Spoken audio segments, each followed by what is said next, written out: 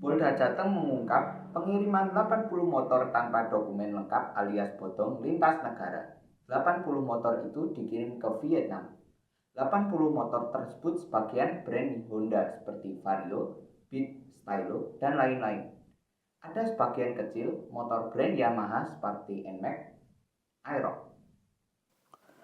Kapolda Jateng, Irjen Pol Ahmad Lutfi, mengatakan ada dua tersangka dalam kasus ini, yaitu S 38 tahun dan A 39 tahun.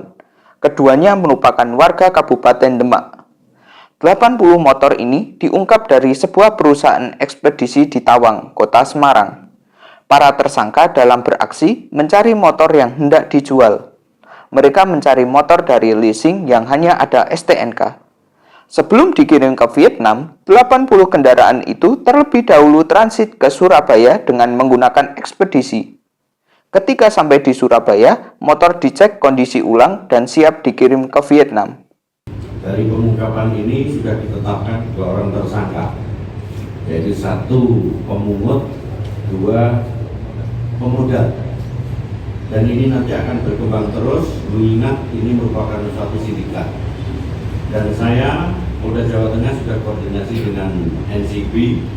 Barang tidak mungkin sindikat ini yang di Vietnam juga merupakan sindikat. Sehingga awal-awal saya sampaikan bahwa ini merupakan kejahatan transnasional yang perlu kita lakukan pengungkapan lebih jauh.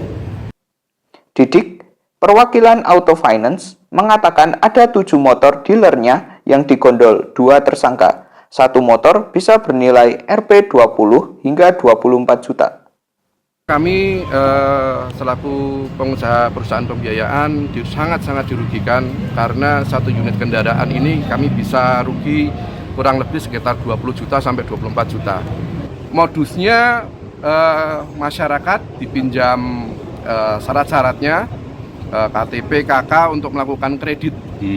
Nah, setelah melakukan kredit, unit diserahkan kepada para pelaku ini. Begitu.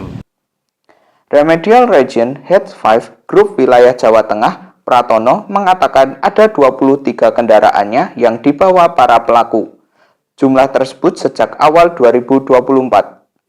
Untuk kejadian ini, itu yang terinventarisir kendaraan kami yang masih status kredit itu totalnya ada 23 unit. 23 unit ya? Iya.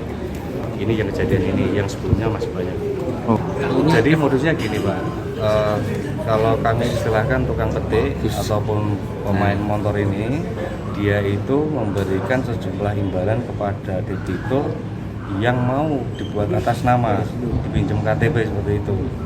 1 unitnya mungkin dikasih 3 juta, 4 juta seperti itu. Jadi setelah unit motor itu dikirim ke rumah konsumen oleh dealer, itu langsung diambil sama pengepul tadi. Turut hadir dalam jumpa pers yaitu Wakapolda Brigjen Pol Agus Surya Nugroho, Direskrimum Polda Kombes Pol Johansson Ronald Simamura, dan Kabid Humas Polda Jateng Kombes Stefanus Satakai Bayu Santoso. Daniel Holi melaporkan dari Kota Semarang.